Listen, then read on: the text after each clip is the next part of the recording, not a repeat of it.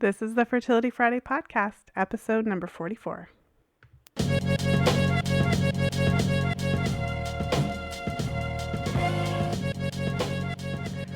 Welcome to the 44th episode of the Fertility Friday podcast. Thank you for joining me today. I'm Lisa from fertilityfriday.com, and this is your source for information about the fertility awareness method and all things fertility. If you've been enjoying the show, I would love it if you would take a moment and leave a review and a rating on iTunes. It helps the show to move up in rankings so that more people can find it. And of course, I'd like to say a special thank you to all the listeners who have left reviews already. I really appreciate you taking the time to do that. I read all the reviews, and of course, I love that you take the time to let me know how I'm doing. And if you enjoyed today's episode, please stop by the show notes page and leave a comment. So you'll find all the episodes at fertilityfriday.com/podcast. And you can also find me on Facebook at facebook.com/fertilityfridays with an S, and on Twitter at fertilefriday. And as many of you know, I recently created the Fertility Friday Facebook group. So just go to fertilityfriday.com/community and you'll be redirected to the group. And of course, my plan with the group is to create a safe space for like-minded women to learn about the fertility awareness method and to support each other. And for today's episode, I have a very special guest joining us. I'm so excited to introduce today's guest, Toni Weschler, to the show. I'm feeling a little bit starstruck, to be honest. And for most of the listeners, I'm guessing she needs no introduction. Toni is the author of the book, Taking Charge of Your Fertility. And like many listening, Taking Charge of Your Fertility was the very first resource that I relied on when I first discovered the fertility awareness method. And I've mentioned her book, or one of my guests has mentioned her book, in nearly every podcast interview that I've done on the topic of fertility awareness. And her book has been responsible for helping literally hundreds of thousands of women avoid pregnancy naturally, maximize their chances of getting pregnant, or just helping them to gain a better understanding of their overall health and fertility through charting. Toni has her master's degree in public health, and she's a nationally respected women's health educator and speaker. She's also the author of Cycle Savvy, a book for teenage girls about their bodies, and Toni has recently released the 20th anniversary edition of Taking Charge of Your Fertility. So in today's episode, we'll be delving into the new edition of the book, finding out what's different in the new and revised version.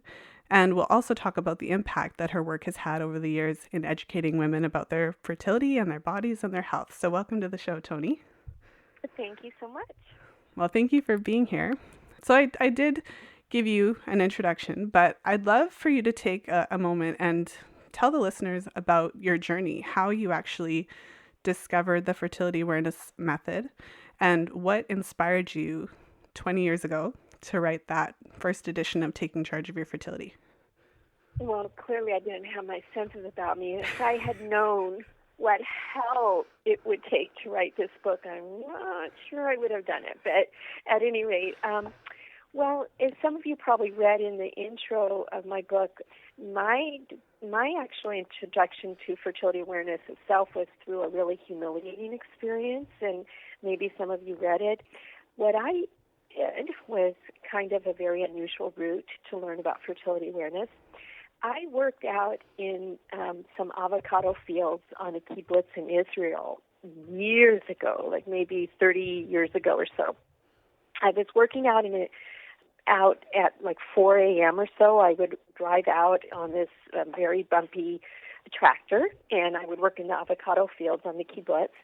And one day when I was out there, I just had this epiphany, and I have no idea where it came from, but I had just decided. I had already graduated from college, and I had just decided that I wanted to do something with women's health, and I have no idea where it came from.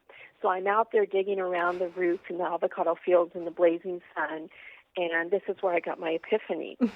So the humiliation comes in when I returned back from my year on the kibbutz and proceeded to go to a women's clinic because I noticed that this was well before the Internet. This was in the days before the Internet. And I noticed that they had an ad for a women's health educator.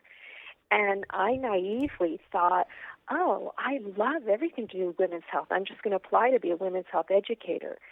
So I arrived at this clinic feeling pretty confident about myself that, all I needed to do was just have a love of women's health, and that would be it. All would be good to go. I'd be in. And while I'm sitting there, as I'm kind of glancing around at all the various paraphernalia in the clinic, I notice that there is a brochure on the coffee table in front of me that is something about the fertility awareness method. And I pick it up, and I'm struck with this sense of doom, because my reaction was, oh my God, I'm about to apply to a women's clinic that teaches the rhythm method. Oh no, what do I do? Do I say something? Do I keep my mouth shut? Do I risk that maybe I would alienate them if I say something about, why are you teaching the rhythm method, or do I, open my mouth, and what do I do? So I decided, I had to seek the truth. And when the executive director called my name to come in for my interview, I walked in, just feeling this sense of anxiety, like, oh God, what do I do? And before I even sat down, I blurted out something to the effect that I was really surprised that they taught the rhythm method at this clinic, because I had known it to be a very reputable clinic, and what were they doing teaching the rhythm method? And no sooner had I blurted that out that the director looked at me with this look of kind of disdain and said, wait, we teach what? And I, kind of meekly said, we teach the rhythm method, right? I mean, here's the brochure. Don't you teach the rhythm method here? I mean, everybody knows the rhythm method doesn't work. And she looked at me with these really kind of annoyed eyes and said, Miss, what is your name? Weschler, yes, Miss Weschler. I think it probably wouldn't bode well for us to have a women's health educator that doesn't even know the difference between fertility awareness and the rhythm method. Wow. Yeah, that's what I said. That is what I said. I felt the blood just drain from my head. I was so embarrassed, and she basically shook my hand and said thank you for coming in, and I just basically went out with my tail between my legs, got in my car, and started sobbing. I was so humiliated. But I got home, and I read that brochure over and over, and I thought, well, if this isn't the rhythm method, then what is this? So now I come to my second dilemma. The first was, do I say something or not? The second dilemma is, how do I go back now and take their class and kind of sneak in there incognito so I don't run into this executive director again? Because now my curiosity is really piqued, and at the same time, I've humiliated myself so much I don't want to see her again. But a few days later, I did go back, and luckily the director wasn't there. And I took the class, and I think that I speak for probably every single woman who's ever been exposed to fertility awareness when I say that class just changed my life.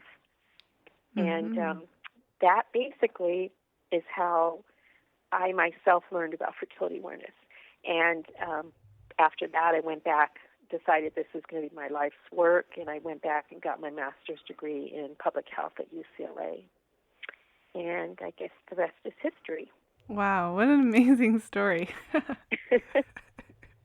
I bet that only if the executive director had known what... Not only that, what's funny, what's so funny is not only do I have no idea what her name was, what I was just thinking about really recently, I don't even know the name of the instructor that I had. I mean, it's astounding to me because, I feel like I owe her such a debt of gratitude, and frankly, she probably has no idea who I doubt that she remembers my name. I was just, nobody. I was nobody. I just took the class, and I was trying to be really inconspicuous, and I didn't say a word because I was so embarrassed about that whole experience. So to this day, there's probably this woman out there that has no idea that she was responsible for teaching me, and I would love to be able to include her in my acknowledgments, but it was, almost 35 years ago, and I don't remember her name. Wow. Well, yeah, I feel terrible about that. Well, maybe you never know, because maybe she remembered that moment, because I'm guessing it was maybe, but I was memorable. Really trying to be discreet. Yeah. Well, when you did write the book, so somewhere between you taking this course and learning the method and falling in love with all of this, like exactly what you said, what happens to most women when we learn about this method. Yes. When you wrote the book, did you have any idea the impact that it would have on the world? Well, it's interesting because that's another interesting thing, how I decided to write the book, because I never intended to write a book, ever. And there's two things that happened that made me decide to write it. The first is that whenever I taught a seminar, inevitably what would happen is that I would have women that would pull me aside during the break, and they would have tears in their eyes, and they would confess something to the effect of, I can't believe I'm, whatever, 33, and I never knew any of this, and I just can't believe it. How is it that I've gone my whole life? And at a certain point, I started hearing the same reactions over and over and over.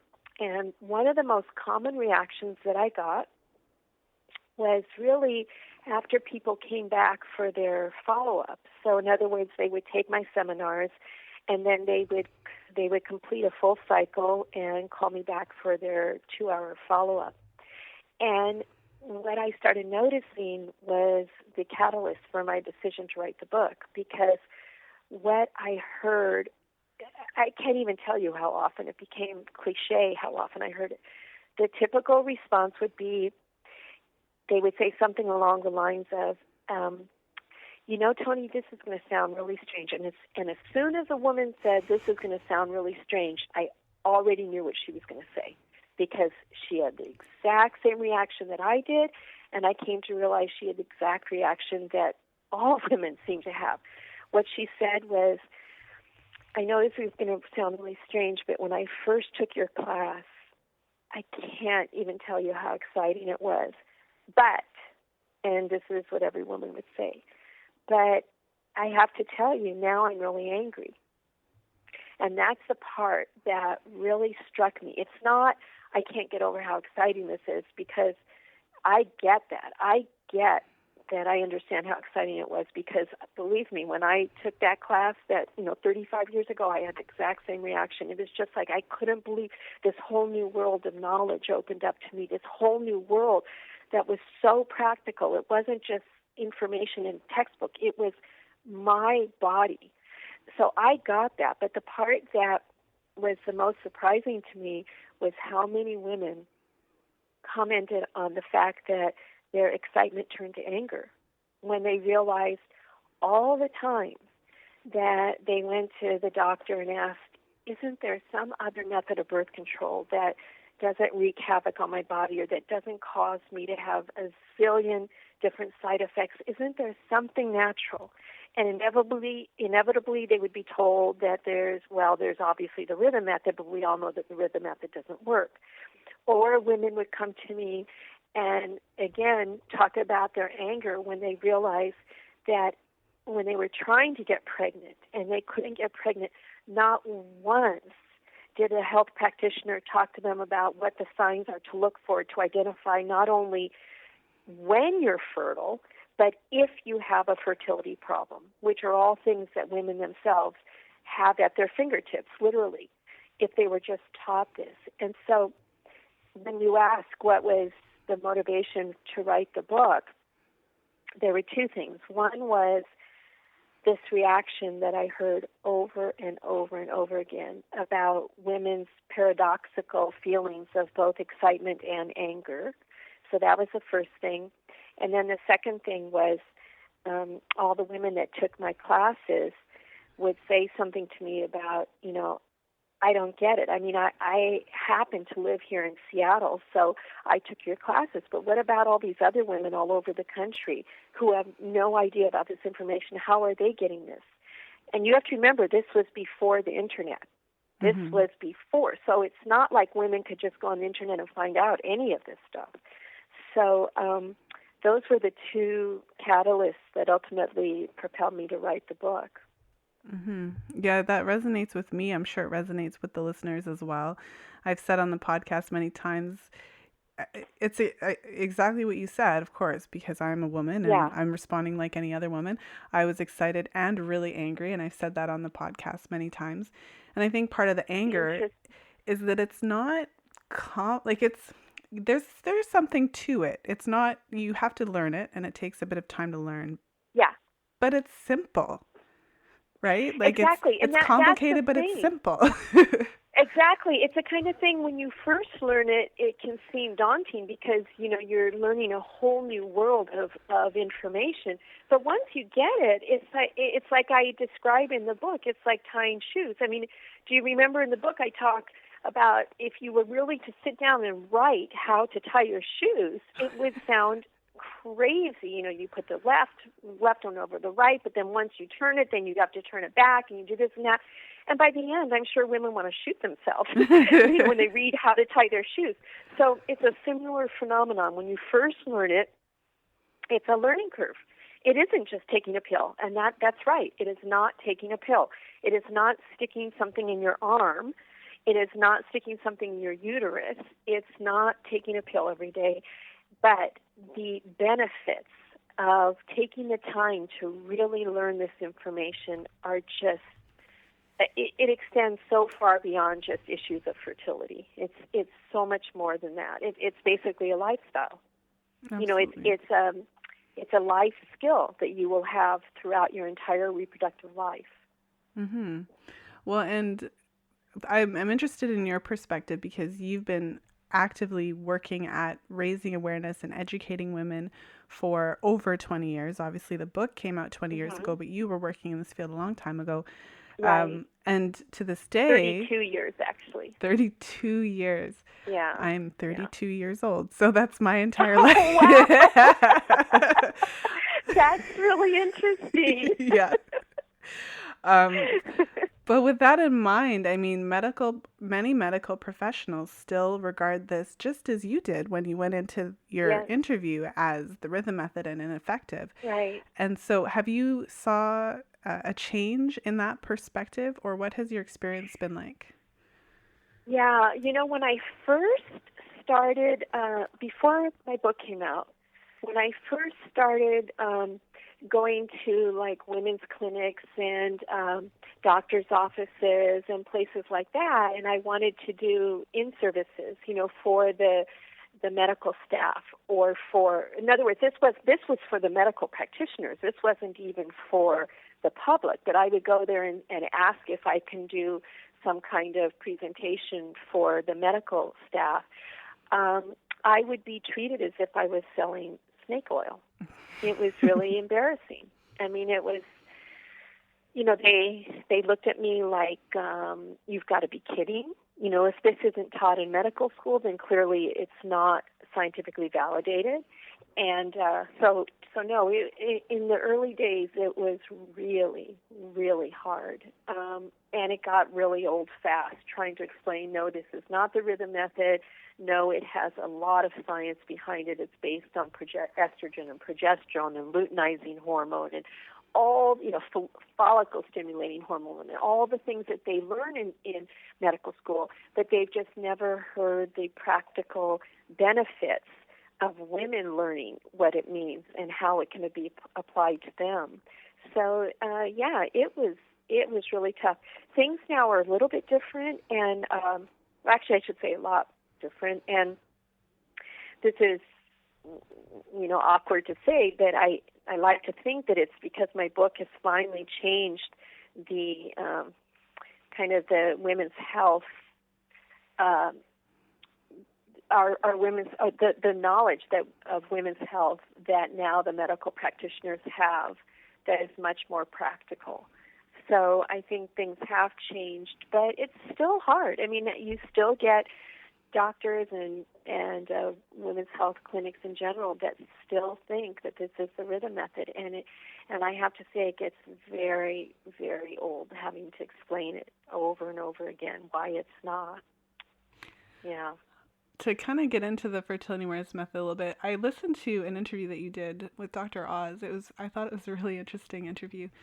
So when you encounter, so if there's someone listening who maybe hasn't listened to the podcast before, doesn't really know much about fertility awareness, or does think it's the rhythm method, or is kind of skeptical, like how could this work? And an interesting perspective from your interview with Dr. Oz and his wife was the whole well, it could never work for me because my husband just has to look at me and I get pregnant. Oh my goodness. So I guess maybe talk a little bit about the fertility awareness method and how you kind of address that idea. So the thing about the fertility awareness method, the first overall thing to understand is that whether you are trying to get pregnant or trying to avoid pregnancy, or you just want to understand how your body works, it's more or less the same mechanism. In other words, it's basically a means of being able to tell on a day-to-day basis whether or not you're fertile. Now, if you still ascribe to the myth that a normal cycle is 28 days and women ovulate on day 14, if you still believe that, if that's your paradigm, then of course you're going to say, well, why would I need to even learn this? Because I just know, women ovulate on day 14, and so why do I need to read a book? Why do I need to take a class? Wouldn't I just assume that if you want to avoid pregnancy, you don't have sex on day 14? If you want to get pregnant, you have sex on day 14 and end of discussion? Well, obviously it doesn't work that way.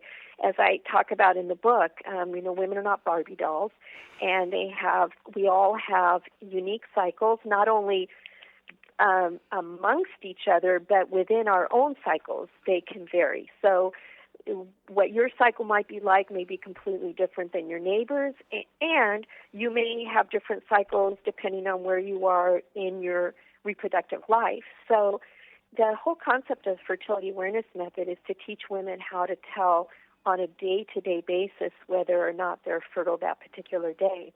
And so it involves the charting of what are referred to as the 3 primary fertility signs, which are cervical fluid, waking temperature, and cervical position. And the last one, cervical position, is an optional sign. Some women love it because they feel that it really helps them to be sure that they're doing it correctly, so it helps them corroborate the other 2 signs. And other women just find they'd rather not do their cervix, and that's fine. But the general principle is that by charting your cycles or observing those 2 particular signs, a woman can tell every day whether or not she's fertile. And then what she does with that information is what determines whether she uses it for birth control or to get pregnant. And so if she's using it for birth control, there's 4 very specific rules, guidelines that tell her when she's fertile, when she's not. And if she's using it for pregnancy achievement, it's completely different. It's not exactly the opposite of the rules for birth control, because the way to think of it is a woman in a vacuum, a woman would be fertile only for about up to 24 hours. So, for example, if we were only concerned with her egg, an egg only lives 12 to 24 hours. However, there's a reason why every woman is considered fertile for longer than just 24 hours. And that has to do with how long man's sperm can survive. So it's a very interesting little detail in terms of the politics of birth control and reproductive health in general, because the truth is that since a woman's egg can only live for 12 to 24 hours, whenever a woman uses birth control, especially the kind that cause a lot of side effects and wreak havoc or are really impractical or unpleasant or whatever, the interesting thing is she is dealing with all the side effects for protecting herself against the man's sperm, which can live up to 5 days. It's not her egg, because her own egg can only live up to 12 to 24 hours. So it's a very interesting little subtle fact that is nice for women to understand. So when they're kind of negotiating with their partners about what method would be best to use, it's helpful for men to understand that a woman by herself only has an egg that lives 12 to 24 hours. So everything else has to do with the man's sperm. So when we talk about using fertility awareness, let's say for birth control, the way to think of it is a woman is fertile for, let's say, about a week, because the 5 days that the sperm can live, up to 5 days that sperm can live, and then the day of ovulation, and then occasionally there's a second egg that's released, so we add on another day. So we say a woman is fertile for about a week. However, and this is the big point that women need to understand when they're using this for birth control, it's never enough to just say, well, okay, why don't we say that a woman is fertile for that week around ovulation? In order for the method to be absolutely effective, we need to add a buffer zone on each side and of her fertile phase, and that's where the rules or the guidelines come in. So when a woman says, well, I don't understand, how can this method be effective for birth control?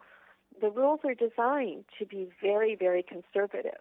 And so that's why you can rely on them, because the rules have already taken into account the idea that you want to put a buffer on either side to be sure that there's no potential for an unplanned pregnancy. Mm-hmm. So that, and then, by the way, for pregnancy achievement, then it's completely different. So instead of a woman being fertile for, let's say, a week to 9 days or 10 days in her cycle, for a couple trying to get pregnant, it's only the days that she actually has fertile quality cervical fluid. So for some women, it may be 1 day. For some women, it may be 3 or maybe 4. But hopefully people understand that concept, that when we talk about the fertile phase, it's different depending on what the woman ultimately is using the method for. Mm-hmm. Does that make sense? Yeah, it does make sense, because when you're actively using the method to avoid pregnancy, that's what you're doing. So you have to, it just makes logical sense to have the buffer. Yeah. And like you said, the buffer is within the rules. So just because some women would ovulate, say, on their peak day, whereas so 75% of the time ovulation happens either right on peak day or the day before peak day or the day after. And 90% of the time, a woman will ovulate either on peak day, the day before, the day after, or within 2 days. So either 2 days after her peak day or 2 days before. And a very small percentage of women, so less than 10% of women, will actually ovulate 3 days after peak day. So you have to have the buffer to account for all of that. Exactly. But when you're trying to get pregnant, and that's a different ball game. Actually, this leads me to one of the questions that we could talk about, which is, why are some women more fertile than others? Actually, that's a really good question. Why are some more fertile? So there's a number. Do you guys say fertile in Canada? I think we do. Yeah, I'm noticing that every guest I've had from the States says fertile, and I say fertile. I think it must be along the lines of a boat and oat, and those are things that we don't say. So we always know when a Canadian is in our midst by whether they say a boat, oat, and now apparently fertile. So anyway, so. Oh, now I forgot the question. Oh, why are some women more fertile than others? Oh, yeah. Right. So there's a number of things. So for one thing, one of the most obvious reasons why some women are more fertile than others has to do with how much cervical fluid they produce. And one of the things is that as women get older, the amount of cervical fluid they produce tends to diminish. So just to exaggerate the point, if a woman is, let's say, in her 20s or early 30s, she may have 4 or 5 days of very fertile quality cervical fluid. So let's call it the egg white quality that's really, slippery and clear and stretchy. So a woman in her 20s or 30s might have 4 or 5 days of that. A woman who's maybe in her late 30s or even early 40s might only have 1 day or maybe just half a day. So one obvious thing is just how much cervical fluid does a woman produce. Another issue might be how often does she ovulate. If a woman ovulates, let's say she ovulates instead of every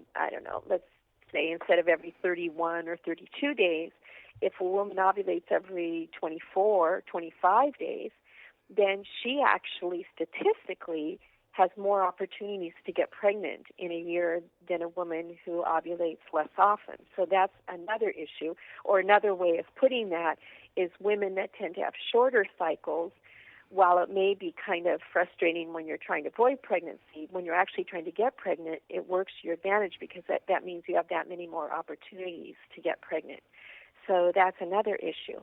Another one might be, are you somebody that has a normal length luteal phase? So a luteal phase is the part after ovulation, and we typically want to see a luteal phase of at least about 10 days, and that's enough time for a fertilized egg to implant and burrow in. So, for example, if a woman tends to have short luteal phases, she would not be considered as fertile as a woman with longer luteal phases, because a woman with longer luteal phases will naturally, or one of the reasons for her to be more fertile is that she has a fertile phase that will allow for an egg to implant and be sustained. A woman that has a short luteal phase, on the other hand, she may tend to be prone to miscarriages. So that's another issue that can affect a woman's fertility. Then there's things like whether the woman has any number of conditions. The most important one, the one that I always stress the most, is whether a woman has something called PCOS, or polycystic ovarian syndrome. And that is a condition that is pretty easy to identify just looking at a chart, but it's also fairly easy, in terms of just the woman's normal physical characteristics. So on a chart, the way a woman might notice if she has PCOS is that she may go for months and months without ovulating, and so her chart, the way they'll see that on the chart is that there'll be just months and months of no thermal shift. In other words, the temperatures just range low all the time. Or she may go for months and months and then finally ovulate and see a thermal shift. But even then, the thermal shift may end up being just a very short luteal phase. And so those are examples of things that women can see on their charts that might alert them to the fact they might have PCOS. Another example is maybe these women, not only do they have really long cycles, but they may have days upon days of what appears to be very fertile quality cervical fluid because it's really wet. But in a normal menstrual cycle, what will happen is that the cervical fluid will develop, the woman will ovulate, and then it will dry up. The problem with women with PCOS is they may go for months and months with attempting to ovulate. So in other words, they may go for months and months with attempting and the way they'll know that they're attempting is they'll have days of cervical fluid, and then they won't ovulate, and then it'll kind of wane, and then it'll come back again. It'll look like they're about to ovulate, and then it goes away. So these are the kinds of things that women learn about when they're charting their cycles, which are just I can't begin to say how invaluable it is to help women to really identify what their issues might be that are preventing them from being able to get pregnant.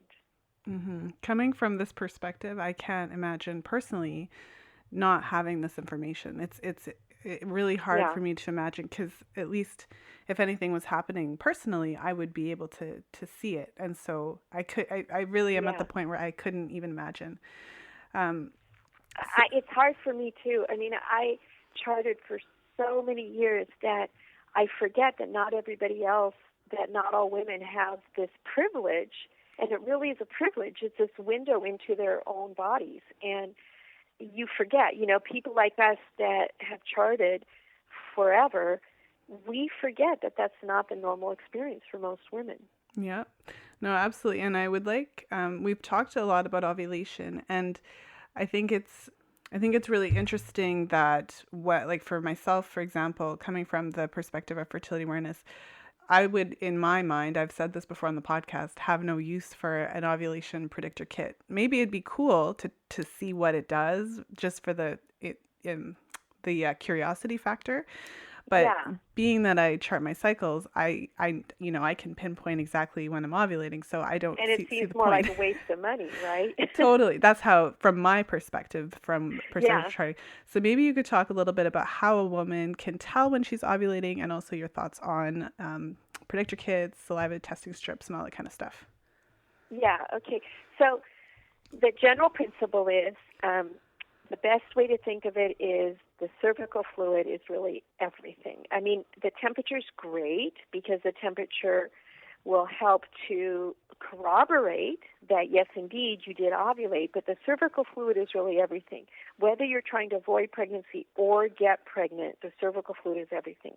And the reason I say that is the bottom line is, if sperm cannot get through to the fallopian tubes where the egg would meet them, then a pregnancy can't happen.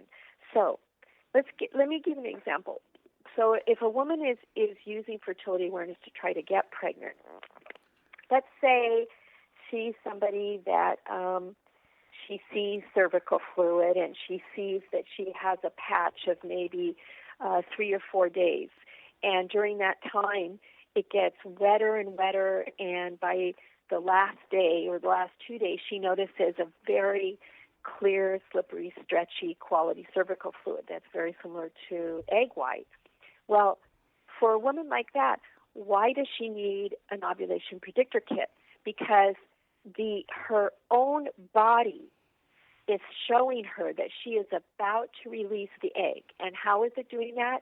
Because the cervical fluid is a direct reflection of what you see and what you feel with your fingers is a direct reflection of what is going on inside hormonally.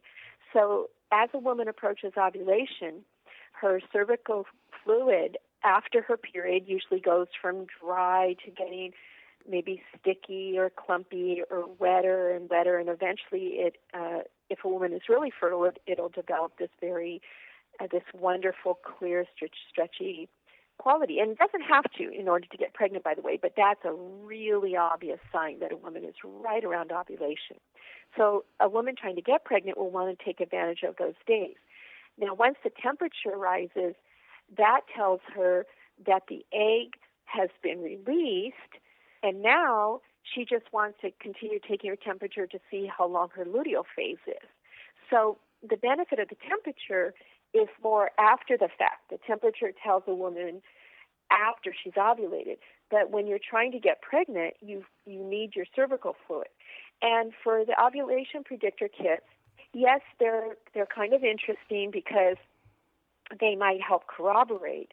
But if you have fertile quality cervical fluid, they're really a waste of money. You don't need them. If you're charting your signs, you do not need ovulation predictor kits. So that's what I would say about getting pregnant. Now, as far as using fertility awareness for birth control, I would tell women absolutely do not use the kits for birth control. Do not use the ovulation predictor kits for birth control, or you'll end up with an unplanned pregnancy. Because the problem is the kits are designed to tell you when you're about to ovulate. The problem is remember I said earlier that sperm can live up to 5 days. So let's say, just to give an example, let's say that you're taking you're checking the ovulation predictor kit starting Monday through Friday, and let's say you ovulate on Saturday. So the kit might change color or show a positive sign on, let's say, Thursday or Friday, indicating that you're about to ovulate on Saturday.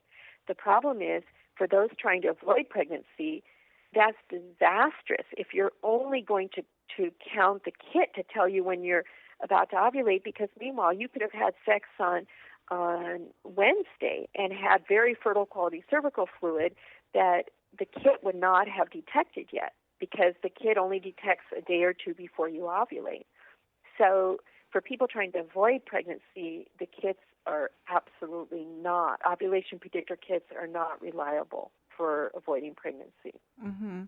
I think sometimes it can get confusing, especially when women are first learning the method, because we've talked a little bit about the different perspective from whether you're trying to get pregnant or whether you're trying to avoid pregnancy. So when you're trying to get pregnant, you're looking for this fabulous, wet, clear, stretchy cervical mucus quality, because obviously that's optimal for when you're trying to get pregnant. Right. When you're trying to avoid pregnancy, that whole concept can lead to this like less fertile, it's my personal pet peeve, less fertile, more fertile mucus conversation.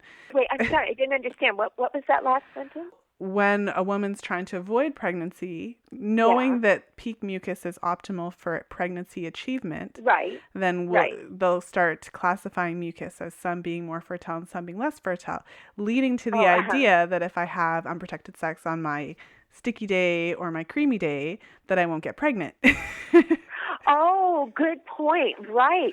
Which is why the rules are as conservative as they are, because the rules say, from the perspective of trying to avoid pregnancy, as soon as you start seeing any quality cervical fluid, you need to consider yourself fertile until you can establish that the egg is dead and gone. So again, that's why there's such a difference in what you call fertile, depending on whether you're trying to avoid pregnancy or get pregnant. When you're trying to avoid pregnancy, any cervical fluid you need to consider potentially fertile. Whereas when you're trying to get pregnant, really honestly, sticky is very unlikely to lead to pregnancy. So it's not that I'm contradicting myself by saying, wait, you just said that sticky is considered fertile, and now you're saying it's not fertile. What I'm saying is that the rules are so conservative that the way you can have peace of mind of knowing that you won't have an unplanned pregnancy is by following the rules exactly. And the rules say that when you're trying to avoid pregnancy before ovulation, you wait until, as soon as you see fertile quality or any kind of cervical fluid, you consider yourself fertile, and through to when you know that the egg is dead and gone. Whereas when you're trying to get pregnant, really honestly, you want to have wet quality cervical fluid for the sperm to be able to reach the egg. So it all comes down to what are your intentions when you're trying to, when you're using fertility awareness as a method, whether you're trying to use it to avoid or get pregnant. Well, and because not every woman observes mucus that falls into the category of sticky, because every woman's different. Some women go straight into creamy or whatever, however they're looking at it. But I would say for the woman who's thinking like, well, it's not really a fertile day if it's just sticky, what that indicates is that you're in the beginning of your fertile window. So you might not have that like abundant cervical mucus right now, but in 2 hours, you might. Well, and another way that I tell women, I personally, I just feel better using the method knowing that during the fertile phase you abstain, but there are a lot of women who say, well, I don't want to abstain. That's too many days of abstinence. I want to be able to, have sex throughout the cycle. So what I would say is this. Look at the fertile phase on a continuum. So on the continuum of how many days you're fertile, you can look at it this way. You may only have 2 days of egg white. And then the days before, you might have, let's say, 3 days of creamy or something that's kind of wet. Maybe it's sort of cloudy. And by the way, when I use these terms like sticky, creamy, and those are just they're sort of umbrella terms, but each woman decides for herself what her cervical fluid looks like. But it's basically some variation, and I especially talk about that in the new book. It's some variation of sticky, it's some variation of creamy, and it's some variation of egg white. Maybe for you it's not creamy in the sense that it looks like hand lotion or something. Maybe for you it looks more like a kind of wet clumpy. Maybe for some women sticky isn't really like library paste. Maybe it's something else that feels sticky. The important point is each woman identifies what is normal for her, but on the continuum of her fertile phase, every woman will usually start out at one level of fertility and then increase until she's about ready to ovulate. So for most women, it means they'll start out with, let's say, some variation of sticky and some variation, like a transition from sticky to egg white that I call creamy. You could use any term you want. The important point is if you're using this for birth control and you want to be able to avoid pregnancy and still be able to have more days, you might decide that you're not willing to have any form of intercourse on the days where you have egg white, because you know for a fact, you can't claim ignorance, you know for a fact that you're about to ovulate. So you may decide, okay, I draw the line at egg white. I will not have intercourse on any days of egg white, even using 10 methods of birth control during that time. It's not worth it for my peace of mind. It's not worth it because I don't want to take a chance. But you might decide, on the other hand, on those first few days when it's kind of sticky, and realistically I know that I tend to go through a pattern of a few days of sticky and then it evolves into wetter and wetter before it gets to egg white, you might say, I'm willing to use a method of birth control like a condom, or as I talk about in the book, I think it's a good idea to use two methods like a condom and spermicide or condom and diaphragm or something during those days leading up to your most fertile time. And then that way you can shorten the days that you abstain but still have complete peace of mind. So does that make sense in terms of extending your fertile phase so you can at least still have more days? Absolutely, and it clarifies, because I know that's one of those things where you want women to learn the method accurately so that to avoid unplanned pregnancy, because in situations where a person is taking a chance, where they have observed cervical mucus, but they don't believe that particular type of cervical mucus is fertile. And as I always say, all mucus is fertile. And then they have an unplanned pregnancy, then they blame the method, not realizing that it's actually not the method, it's the user. Yeah, and that's a really good point. Another thing is that another way to look at it is if you're somebody, let's say that you're postponing pregnancy, maybe you have a child already and you want to wait it, however many months before you get pregnant again, you might be more willing to consider the days of sticky as infertile than a woman for whom it would be disastrous to get pregnant. The point is it's in your control. And so, I would tell women if they say, well, God, this ends up being like 10 days of abstaining, then I say, well, then don't abstain. As long as you understand that on those days, it may be 3 days of sticky. On those days, either use something, or if you're just postponing and you're going to be planning on getting pregnant anyway, you may know your body so well that you know darn well that the sticky really isn't going to lead to a pregnancy, and you may decide, okay, we're willing to take that small chance. But so it all comes down to what is your particular situation at the time? What are your particular needs? And so you have total control of how you want to use the method. Mm-hmm. Yeah, no, absolutely. And one more question kind of along the same lines of using the method to get pregnant and identifying ovulation and cervical fluid and everything.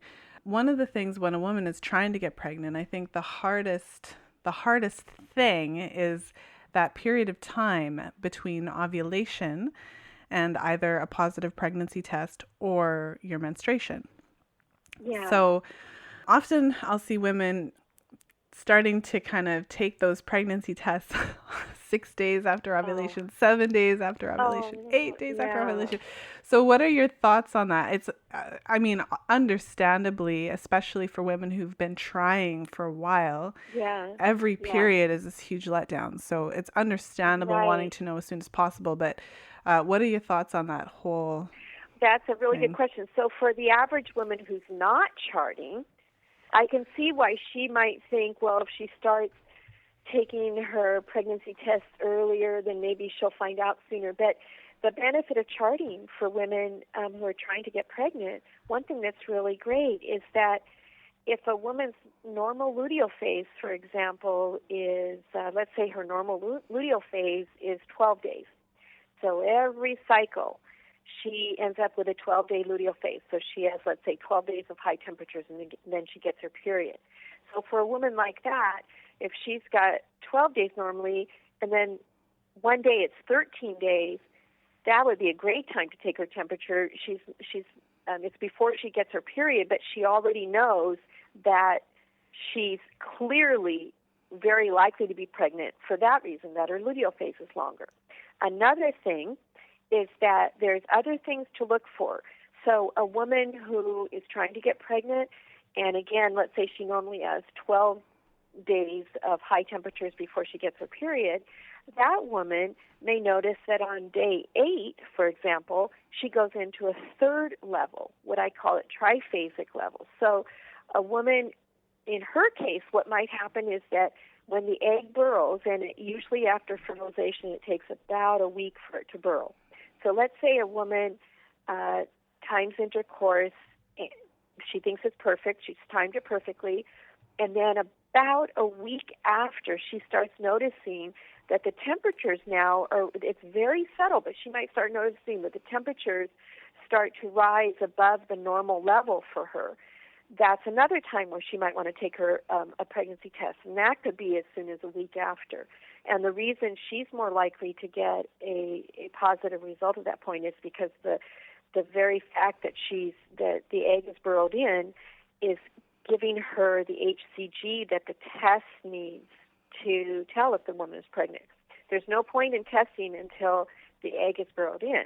But for some women, once it burrows in and she has HCG released in her body, it starts to increase her temperatures, and that's another way to do it. Another thing is that a woman may notice that she has what's called implantation spotting. So for her, again, in a normal situation with her normal cycle, she may have, let's say, 12 days of a luteal phase, and then she gets her period. But a woman who has implantation spotting may notice that after about 8 or 9 days, she has that kind of spotting. So that's a time where she could take her where she could do a pregnancy test, because her body is showing her. So her body gives her clues about when it's best to do a pregnancy test. So instead of wasting money on just kind of taking it whenever, if they just tune in to those subtle changes, they'll be able to maybe take their test and get a positive result sooner than the average woman. Mm-hmm. And when a woman becomes pregnant, her temperature stays up for the majority of her cycle, or not, that doesn't even make sense, but her temperature stays up for the remainder of her pregnancy, because of course this is in response to progesterone. One of the interesting things in your book, you talked about how, in the unfortunate situation where a woman has a miscarriage, there might be early signs of that on her chart, because instead of the temperature, continuing to rise, either a triphasic shift or a gradual shift, it kind of starts to sneak down.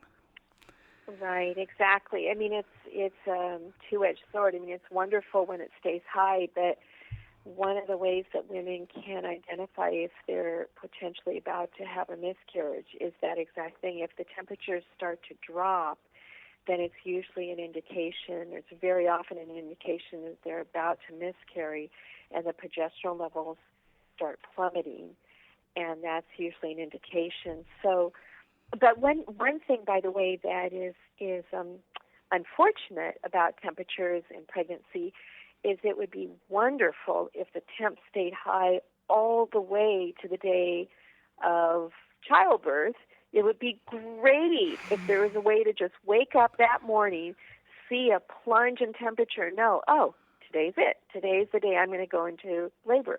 Unfortunately, it doesn't work that way. The temperatures do start kind of dropping off. It can be even up to a few months before a woman actually goes through childbirth. So that's one of the disappointing things, is that you can't use your temps to indicate when you're about to ovulate. About to go into labor. Well, that would be really cool, but... Yeah, it would be great if you could, yeah. Well, let's switch gears a little bit before we get towards the end of our interview today and talk about the 20th anniversary edition of your book. I think a lot of the listeners want to know what's different, what's new, what's updated. I have one of the older versions. Should I go out and buy the newer version? So let's talk about what you've updated. The book is huge. I'm holding it right now. It is amazing. The new book is packed with so much more really cool content. So, by the way, if you see it there, then there is an expanded, instead of it being an 8-page color insert now, it's a 16-page color insert, and it has a lot of really interesting color graphics of things that every woman should know about. There's also the charts themselves are improved, and there now are 6 new chapters. So there's a new chapter on 3 prevalent conditions that all women should be aware of, and those are the ones that I mentioned, PCOS and endometriosis, and also just follicular cysts. And there's a new chapter on balancing your hormones, natural ways to balance your hormones. There's a new chapter on preserving your future fertility, which is really important, and a new one on causes of unusual bleeding, and one that is really important. It's called Idiopathic Infertility, Some Possible Causes When They're Not Sure Why. And that one is really helpful for women that they've done all the tests, they think that they've timed everything perfectly, and they're still not getting pregnant. So that one is a very important new chapter. And the sexuality chapter alone is packed with new stuff. So it is, in a lot of ways, it's just a whole new book. It has so much new content, and it's really exciting. I mean, I personally had, I don't know how many breakdowns writing it, but as long as you guys get this wonderful book at my expense for the last 3 years, don't you worry about me. Well, I can see that you put your all into it. I was reading the book to prepare for our interview, and as we were talking before the interview, and I had the version that was available around 2001. So that's when I first... Yep. So this is the 4th edition of the book. It's the 20th anniversary, but it's the 4th edition. Mm-hmm. So you must have had the 2nd edition, yeah. Yeah. It came out in 95, and now it's 2015. Yeah, and so when I was going through this book, it's definitely more... I don't know if complete is the word, because, I mean, when I read the book in 2001, it was complete at that time. Yeah. It's just there's so much new stuff. It's so comprehensive now. It is packed, absolutely packed with... I think it has answers to any question you could possibly have about your bodies and your fertility.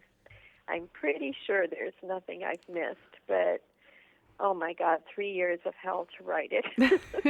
Well, it was well worth it. And for anyone who is considering the fertility awareness method, who's been intrigued by the conversation we had today, really, Toni and I scratched the surface of the fertility awareness method in our discussions, because to really get a good understanding of it, you do need an excellent resource, or if you're able to take a class, or what have you. But I always say it takes more than a podcast to really understand the fertility awareness method. But I recommend your book as a resource to any woman who is considering the fertility awareness method. And most women, this is their first resource. It's like the gateway drug into the fertility awareness method, if you will. So I have a few questions just to close out the show today. One of the questions I wanted to ask you is if you ever hear someone saying either, this is too complicated, I don't think I could learn it, or if Yeah. even for teens, for young women, to say this couldn't possibly be an effective method for younger women because it's too complicated and there's too many variables. How would you address that line of You thinking? know, I don't know if you're aware that I wrote a book for teenagers. Are you familiar? Yes, Oh, yeah, I think you psycho said at the savvy. beginning. Yeah, right, Psycho Savvy. So the thing is, I would never, ever suggest that teenagers use it as a method of birth control for all sorts of reasons. I don't think that teenagers should use it for birth control.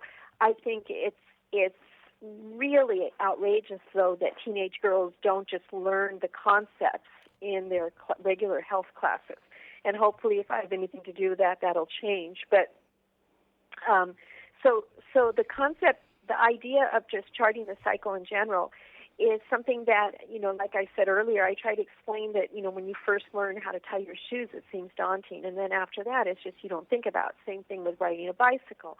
I just feel like it's one of these life skills that once you learn it, it's a little bit of a learning curve, but once you learn it, you cannot imagine ever going back to being so ignorant about your body. I mean, you live in it. You might as well understand exactly how it works, and so that you have all the benefits of using it. I mean, fertility awareness is about so much more than just, when you're fertile and when you're not.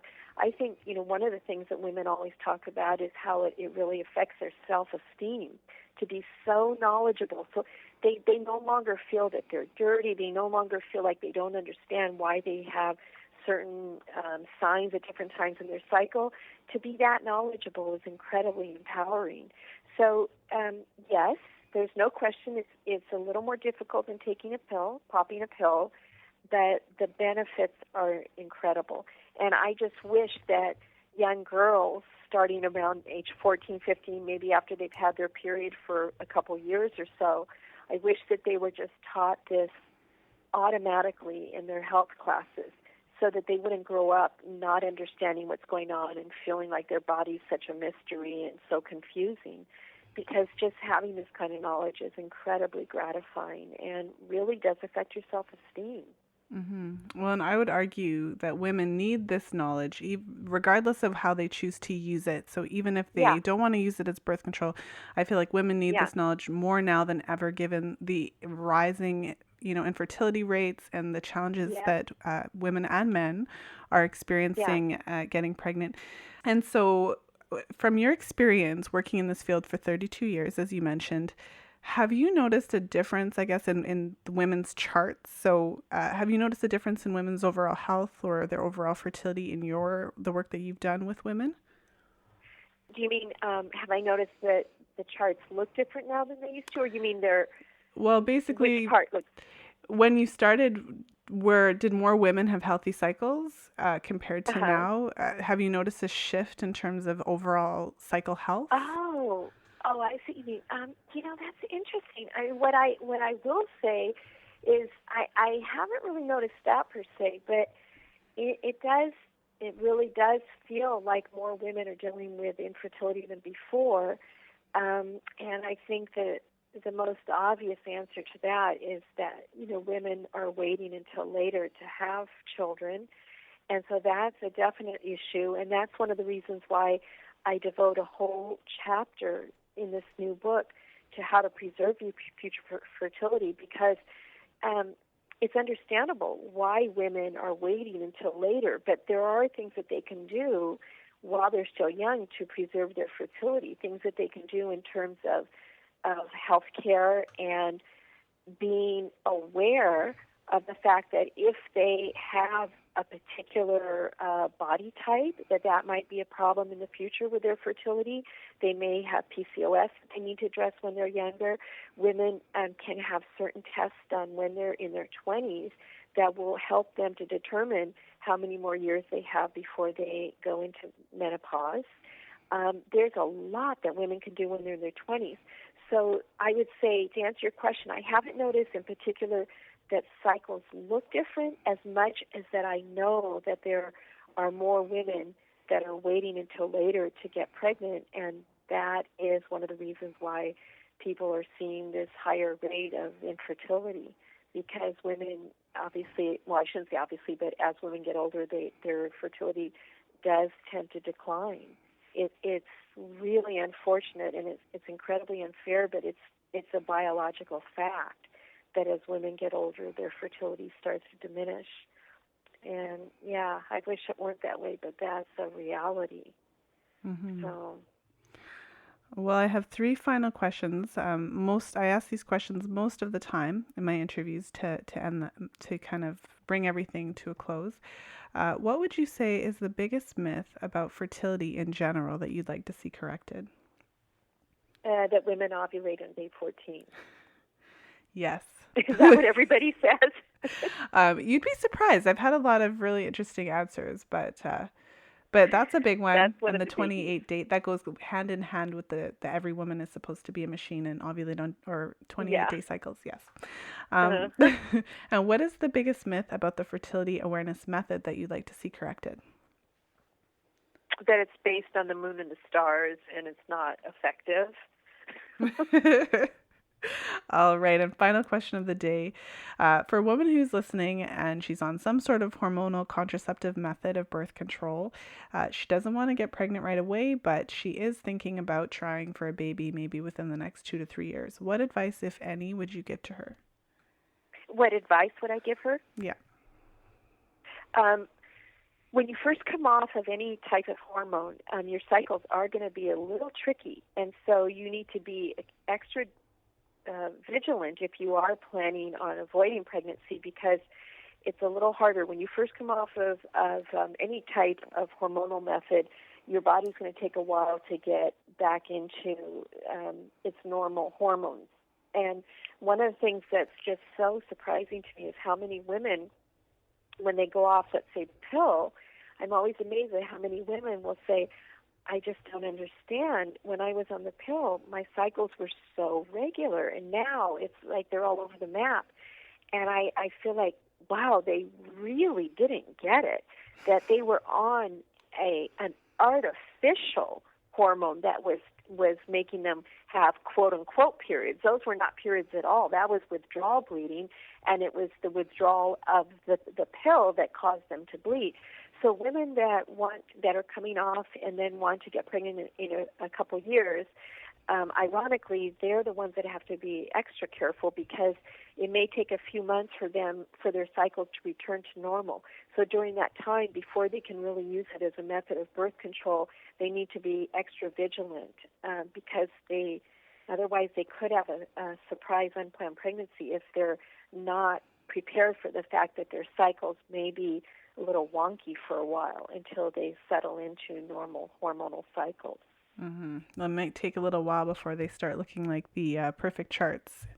Yeah. In the book. Not that it can't be used. I mean, fertility awareness can be used for anybody, because you're checking on a day-to-day basis.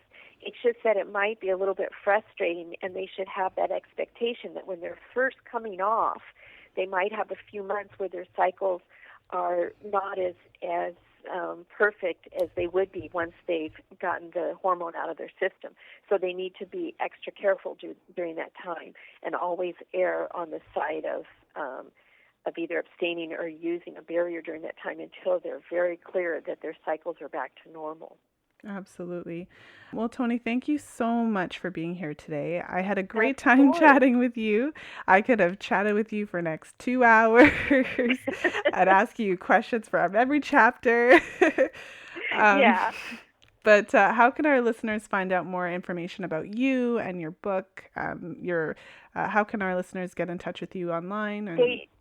They can go to my website, which it's either ToniWeschler.com, and it's, how to spell my name, ToniWeschler.